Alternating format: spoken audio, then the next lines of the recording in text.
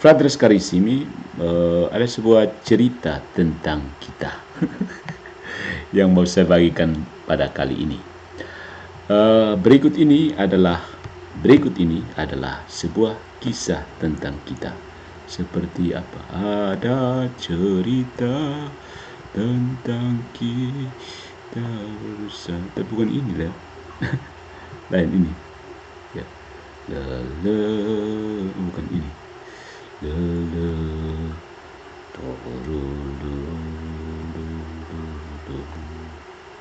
Ada cerita. Ini sih, yang ini. Oke, ini. Ada sebuah kisah tentang Patrice Allegro dan lawan-lawan protestannya. Dan cerita itu kembali berulang. Memahami prinsip sola scriptura secara benar. Versi Patrice Allegro. Memahami prinsip sola scriptura secara benar, versi Patrice Allegro.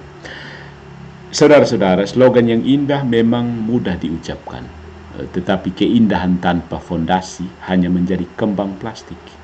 Cantik dari jauh, absurd dari dekat. Begitulah rumusan sola scriptura yang disodorkan teman-teman Protestan atau lawan-lawan Protestannya, teman-teman Protestan. Manis di bibir tetapi goyah saat disentuh sejarah gereja dan logika iman. Protestan berkata, sola scriptura bukan mengharamkan otoritas gereja, semua hanya harus tunduk pada firman. Kedengarannya bijak, ya. Problematiknya, definisi ini cuma hidup di langit teori. Tidak pernah eksis dalam praksis Protestan manapun sejak 1517. Mari kita preteli, telanjangi ilusi itu dengan cahaya secukupnya. Lighting. Ayo lighting. Langsung pasang lighting. Yang pertama, Alkitab otoritas tertinggi. Betul. Tapi siapa yang menentukan apa itu Alkitab? Ya, pertanyaannya, apa itu Alkitab? Di titik ini, retorika Protestan terantuk batu paling keras dalam sejarah kekristenan. Kanon.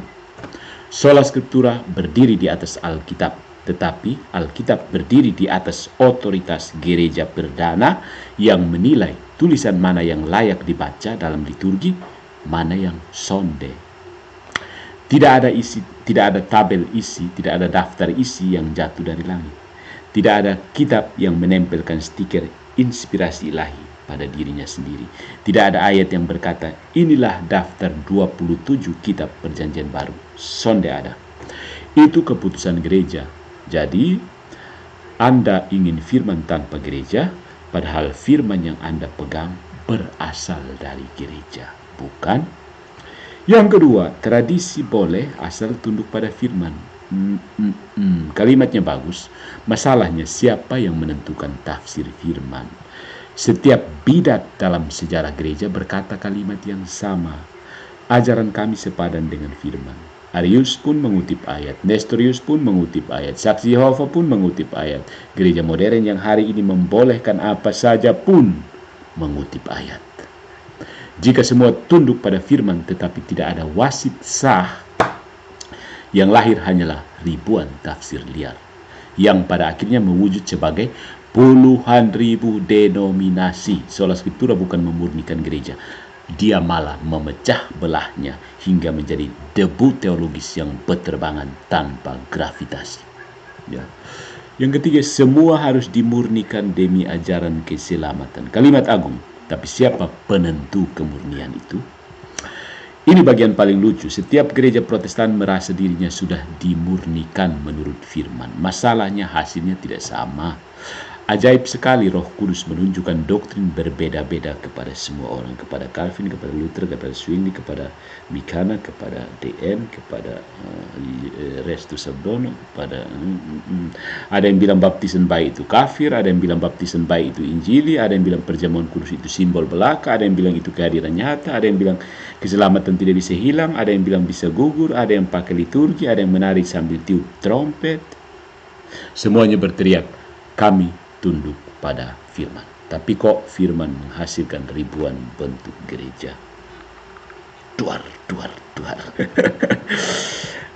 Firman yang tunggal mustahil melahirkan fragmentasi yang sporadis. Yang berbeda bukan firman, tapi yang berbeda adalah tafsir tanpa otoritas. Ya, begitu, saudara-saudara.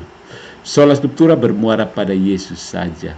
Itu slogan paling lembut, tapi paling jauh dari realitas. Jika benar semuanya Kristus doang, maka mustahil gereja Protestan tercerai-berai sepanjang sejarah. Perpecahan bukanlah buah Roh Kudus. Perpecahan adalah buah dari prinsip yang menolak otoritas apostolik dan membaca Alkitab secara individualistik. Kristus tidak pernah mendirikan gereja yang tercerai-berai seperti puzzle jatuh dari rak. Dia mendirikan satu gereja yang visibel, kelihatan, memiliki hierarki, sakramen, dan tradisi apostolik. Di bawah salib, Yesus tidak berkata, "Ini kitab, tafsirkan masing-masing." No. Dia berkata, "Ini ibumu, ini anakmu." Dia memberikan komunitas, bukan individualisme hermeneutis. Ya kan? Stop. Sola Scriptura yang Anda ajarkan, wahai saudaraku, adalah versi yang sudah disetrika supaya terlihat rapi. Sayangnya sejarah tidak bisa disetrika.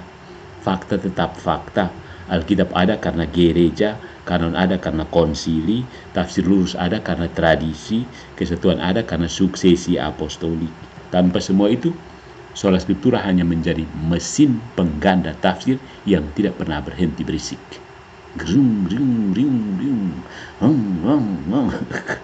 Dan pada akhirnya bukan umat Katolik yang mabuk tradisi, tapi Anda semua teman-teman Protestan yang mabuk slogan tanpa sejarah. Shalom dari yang tersenyum membaca definisi mulus yang tak pernah hidup di dunia nyata. Ruang diskusi selalu luas bila kita mau berjalan lebih jauh dari retorika dan menyentuh tanah tempat iman itu benar-benar berpijak.